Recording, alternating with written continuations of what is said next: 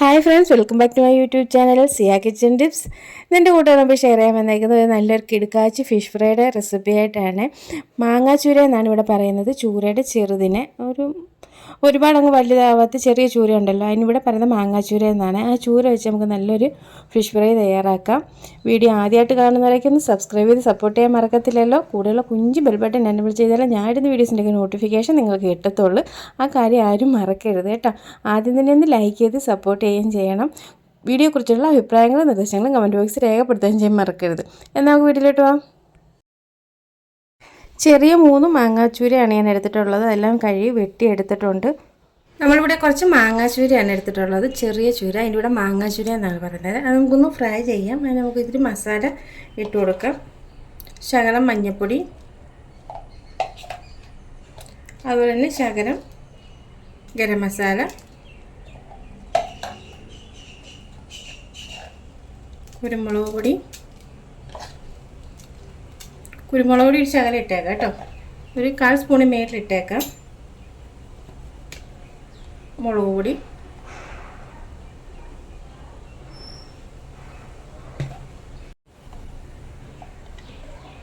ഒരു 1/4 സ്പൂണ് താഴെ തൈര്. ഇല്ലെങ്കിൽ ഇത്തിരി നാരങ്ങ നീരോ വിനാഗിരി ഒഴിച്ചാൽ മതിയേ. ഇഞ്ചി വെളുത്തുള്ളി പേസ്റ്റ് ശകലം, ഉപ്പ് ആവശ്യത്തിന്. നമുക്ക് നല്ലപോലെ മിക്സ് ചെയ്ത് കൊടുക്കാം. ഒരുപാട് അങ്ങോട്ട് ഉടയ്ക്കുന്ന രീതി മിക്സ് ആവരുത്. ചൂരയാണ്ട് പെട്ടെന്ന് ഉടഞ്ഞു പോകും, പക്ഷെ വറക്കുമ്പോഴും കറി വയ്ക്കുമ്പോഴും കല്ല് പോലെ തന്നെ ഇരിക്കും. സോഫ്റ്റായിട്ടുള്ള മീനാണ്, പക്ഷെ കറി വെച്ചാൽ നല്ല കല്ല് പോലെ തന്നെ ഇരിക്കും.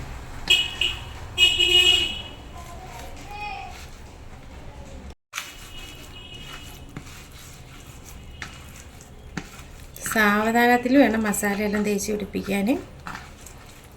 ഈ മീൻ വരേണ്ട ആവശ്യമൊന്നുമില്ല കേട്ടോ. നമ്മൾ തൊലി കളഞ്ഞെടുക്കുന്നില്ല. എന്നിട്ട് ചെറിയ കനം കുറഞ്ഞ് പീസായിട്ട് കട്ട് ചെയ്താൽ മതി. കല്യാണങ്ങളിലൊക്കെ ഇത് വറുത്ത് വയ്ക്കുന്നതാണ്, ഈ ക്രിസ്ത്യൻസിൻ്റെയൊക്കെ.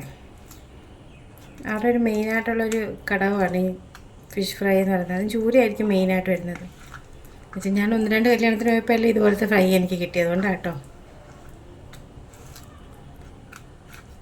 അവരുടെ എന്താ പറയുന്നത്, ബ്രെഡും മീൻ കറിയും ബ്രെഡും മീൻ ഫ്രൈയും ഒക്കെ നല്ല ടേസ്റ്റാണ്.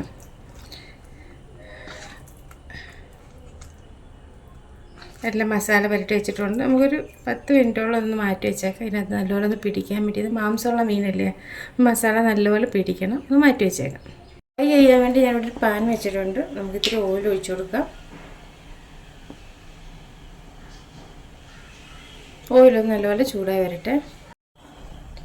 ഓയിൽ നല്ലപോലെ ചൂടായി. ഇതിനകത്തോട്ട് നമുക്ക് കുറച്ച് വെളുത്തുള്ളി ചതച്ചിട്ട് കൊടുക്കാം. കൂടെ തന്നെ കുറച്ച് കറിവേപ്പില. നല്ലപോലെ ഒന്ന് മുരിഞ്ഞ് വരട്ടെ.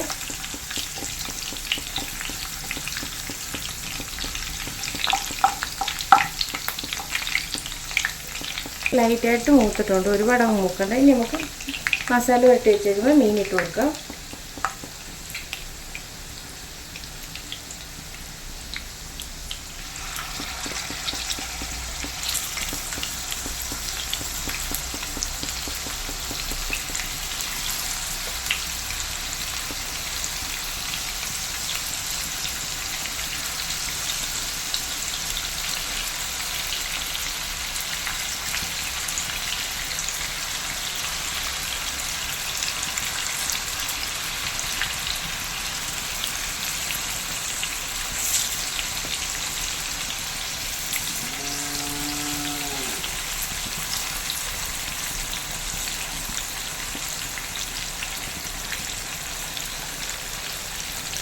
മീനെല്ലാം ഇട്ട് കൊടുത്തിട്ടുണ്ട്. നമുക്ക് കുറച്ച് നേരം ഒന്ന് ലോ ഫ്ലെയിമിൽ വയ്ക്കാം. എന്നുവെച്ചാൽ മാംസമുള്ള മീനാണ്, നല്ലത് നുള്ളു വേവുണ്ടായ.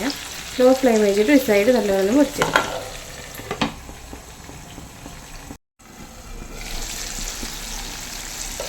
ഇടയ്ക്ക് നമുക്കൊന്ന് കുലുക്കി കൊടുക്കണം. പിന്നെ അതിൻ്റെ മുകളിലെല്ലാം പറ്റുന്ന പോലെ. ഇത്തിരി കൂടെ കഴിഞ്ഞിട്ട് നമുക്ക് തിരിച്ചിടാം കേട്ടോ. ഒരു സൈഡ് നല്ലപോലെ മൂത്ത് വന്നിട്ടില്ല. ലോ ഫ്ലെയിമിലായതുകൊണ്ട് വേവായിട്ടുണ്ട്. ഇനി നമുക്ക് ഇച്ചിരി ഫ്ലെയിം കൂട്ടിയിടാം. ഇനി നമുക്ക് തിരിച്ചിടാം. ഒരു സൈഡ് നല്ലപോലെ മുരിഞ്ഞിട്ടുണ്ട്.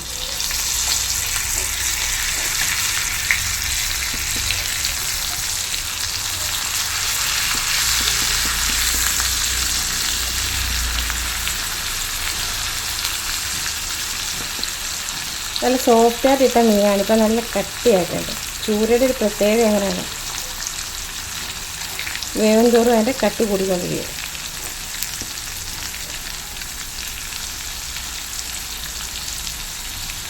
പൊടിയത്തൊന്നുമില്ല.